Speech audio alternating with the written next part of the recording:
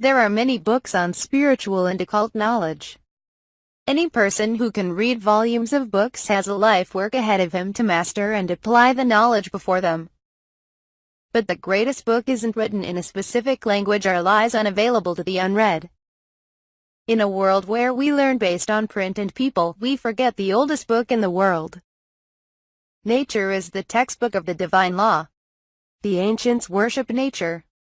The initiated students of pagans thought of nature as a visible manifestation of the universal principle, cosmic consciousness, the All, God.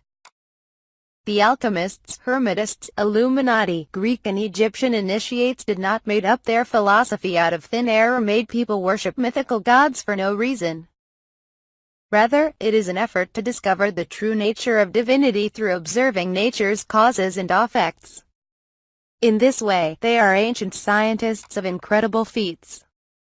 The pagans, worshippers of nature, regarded divinity as the creator and the universe his noblest works of divine intellect. And by coming to respect nature, even to adore nature, one can understand more completely the world they live in. The Egyptians worshipped nature in the form of the goddess Isis. They concealed in many symbolism with hieroglyphs. Greeks did the same, they called the goddess by a different name. Korarcir, the mother of the Eleusinian mysteries. And in Christianity, she is Mary, the Virgin Mother. All of these are symbolism describing the same character. This character is the source of well-being that the human soul is assured, the nurturer of beings. Whether it is Isis, Kor, Ceres, Diana, or Mary, we are describing nature in all her wonderful gifts.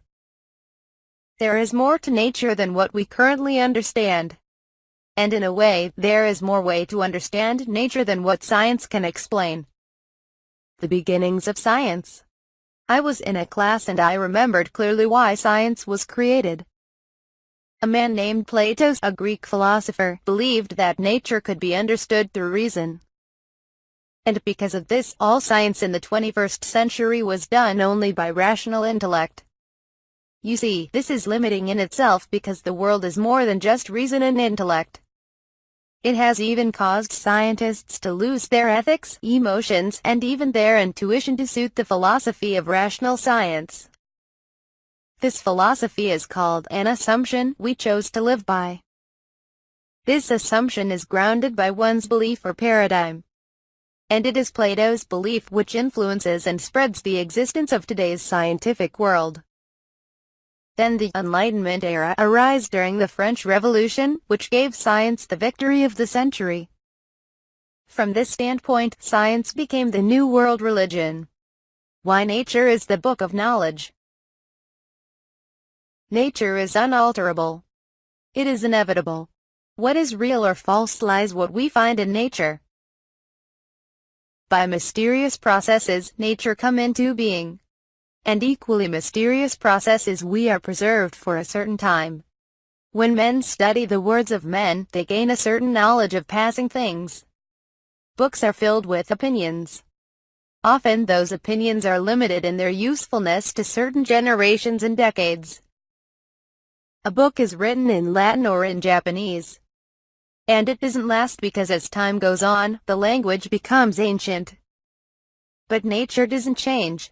No matter how many times the world has changed, the principles of nature still exist. You can resist nature for a little time, but in the end, natural law is victorious.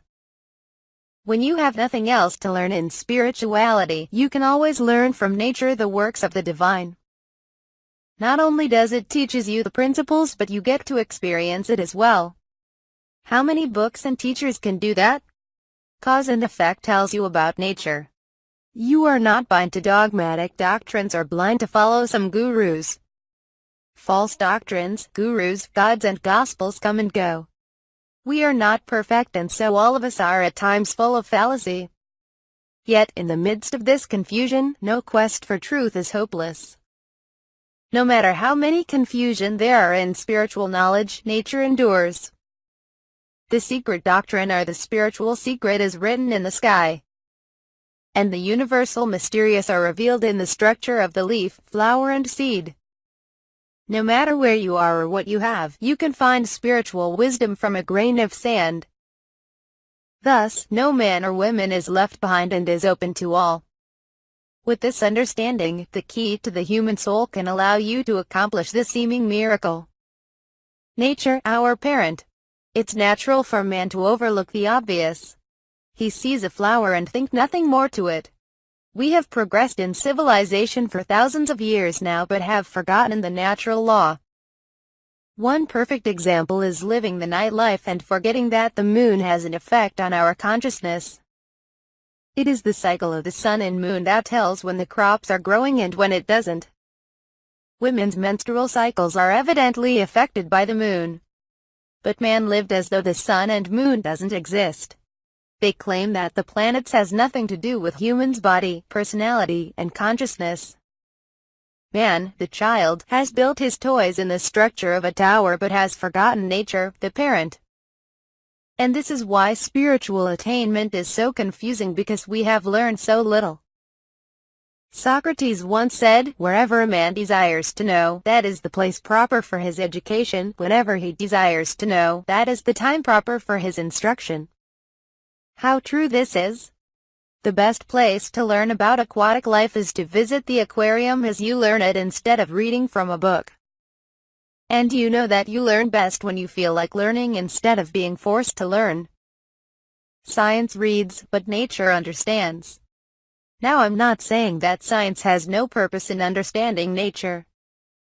A number of great works have been established and developed. Science has accumulated a vast body of formal knowledge that makes the complicated material universe understandable. But science differs from the wisdom of nature. Science accumulates massive physical knowledge, but it often doesn't understand what it reads. It collects data. But it is nature, not people, that will ultimately determine the truth of that interpretation.